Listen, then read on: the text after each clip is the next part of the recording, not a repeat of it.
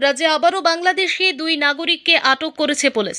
রাজ্যের আন্তর্জাতিক সীমান্ত দিয়ে অবৈধ অনুপ্রবেশ এবং ভারতের বিভিন্ন রাজ্য থেকে সীমান্ত পেরিয়ে বাংলাদেশে ফিরে যাওয়ার ঘটনা অব্যাহত থাকায় নিরাপত্তা ব্যবস্থা নিয়ে নতুন করে প্রশ্ন উঠছে।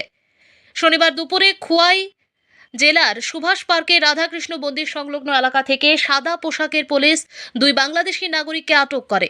প্রাথমিক জিজ্ঞাসাবাদে তারা জানায় তাদের নাম কবির খান ও শেখ শামীম, বাড়ি বাংলাদেশের ঢাকায়। দীর্ঘদিন ধরে তারা দিল্লিতে কর্মরত ছিলেন। সেখান থেকে ত্রিপুরার খোয়াইয়ে এসে সীমান্ত পেরিয়ে অবৈধভাবে বাংলাদেশে ফিরে যাওয়ার পরিকল্পনা ছিল তাদের। এরপর পুলিশ তাদের খোয়াই থানায় নিয়ে গিয়ে জিজ্ঞাসাবাদ শুরু করে। স্থানীয় সূত্রের দাবি, খোয়াই জেলার ভারত বাংলাদেশ সীমান্তের কিছু অংশ বর্তমানে অবৈধ যাতায়াতের করিডোরে পরিণত হয়েছে। মাঝে মধ্যে এই সীমান্ত দিয়ে বাংলাদেশি নাগরিকদের অবৈধভাবে ভারতে প্রবেশ কিংবা বাংলাদেশে ফিরে যাওয়ার ঘটনা সামনে এসেছে। বিশ্বস্ত সূত্রে জানা যায়, সীমান্ত এলাকায় একটি দালাল চক্র দীর্ঘদিন ধরে সক্রিয় রয়েছে। বিভিন্ন মহলের দাবি, অবৈধ অনুপ্রবেশ রোধে এই দালাল চক্রের বিরুদ্ধে কঠোর ব্যবস্থা নেওয়া জরুরি।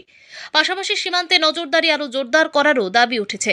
বারবার এই ঘটনা ঘটায় সীমান্ত নিরাপত্তা ও জাতীয় নিরাপত্তা নিয়েও উদ্বেগ প্রকাশ করেছেন সংশ্লিষ্ট মহল। তবে দালাল চক্রের সক্রিয় থাকার অভিযোগের বিষয়ে এখনও পুলিশের পক্ষ থেকে আনুষ্ঠানিকভাবে কোনো মন্তব্য করা যায়নি। খোয়াই প্রতিনিধির রিপোর্ট, প্রতিদিন ত্রিপুরা। কোথাতে গেছেন আপনারা? বাংলাদেশ। নাম কি? কবির খান। আপনার নাম?